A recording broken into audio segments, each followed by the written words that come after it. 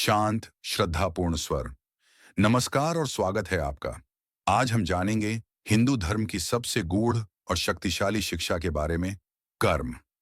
अक्सर लोग कर्म को सजा या इनाम मानते हैं, लेकिन भगवद गीता, उपनिषद और महाभारत हमें सिखाते हैं कि कर्म क्या वास्तव में है। तो चलिए इस दिव्य यात्रा पर निकलते हैं, कर्म का वास्तविक अर्थ समझने के लिए। जैसा करोगे वैसा पाओगे। भगवद गीता, अध्याय 4, श्लोक 17। कर्म का अर्थ है क्रिया, कार्य, एक्शन। हमारा हर विचार, हर शब्द, हर कर्म ब्रह्मांड में एक ऊर्जा छोड़ता है। भगवान श्री कृष्ण अर्जुन से कहते हैं, कर्मणो ह्यपि बोद्धव्यम, बोद्धव्यम च विकर्मणः। अर्थात कर्म क्या है, विकर्म क्या है और अकर्म क्या है, यह समझना आवश्यक है। कर्म भाग्य नहीं है, यह स्वतंत्रता की जिम्मेदारी है।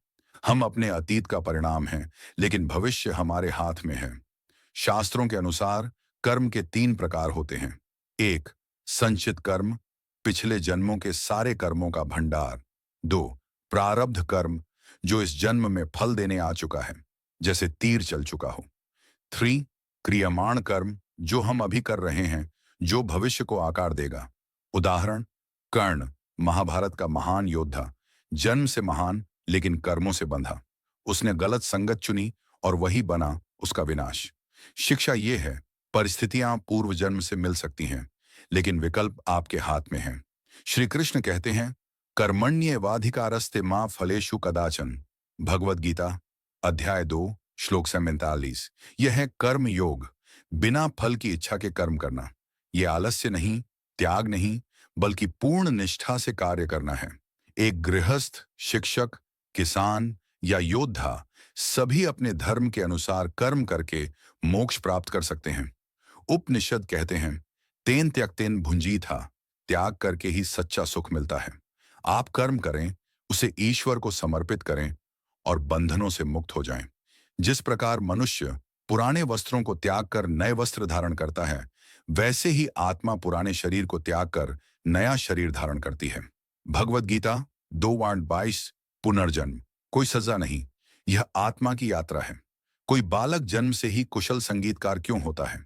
क्यों किसी को जीवन में कष्ट ही कष्ट मिलते हैं? कारण है पूर्व जन्म का कर्म। लेकिन ध्यान रखें, यह कोई भाग्य का खेल नहीं।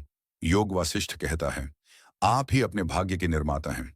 आज के आधुनिक युग में भी कर्म का नियम वैसा ही है। सोशल मीडिया पर किया गया एक पोस्ट, व्यापार में की गई नियत, बोले गए शब्द, सब ऊर्जा का निर्माण करते हैं। कर्म का नियम डराने वाला नहीं, बल्कि जागरूक करने वाला है। जब हम धर्म, करुणा और सच्चाई से काम करते हैं, हम अच्छे कर्म बुनते हैं। पद्म पुराण में कहा गया है, दया धर्म का सर्वोच्च रूप है। मधुर संगीत। तो मित्रों, कर्म केवल एक दर्शन नहीं, यह जीवन जीने की कला है। हर विचार, हर कार्य, हर भावना ईश्वर के सामने अर्पण करें। कर्म करें, पर उसके फल में आसक्ति न रखें। यही है मुक्ति का मार्ग। अगर आपको यह वीडियो ज्ञानवर्धक लगा हो, तो लाइक, शेयर और सब्सक्राइब जरूर करें। जय श्री कृष्ण।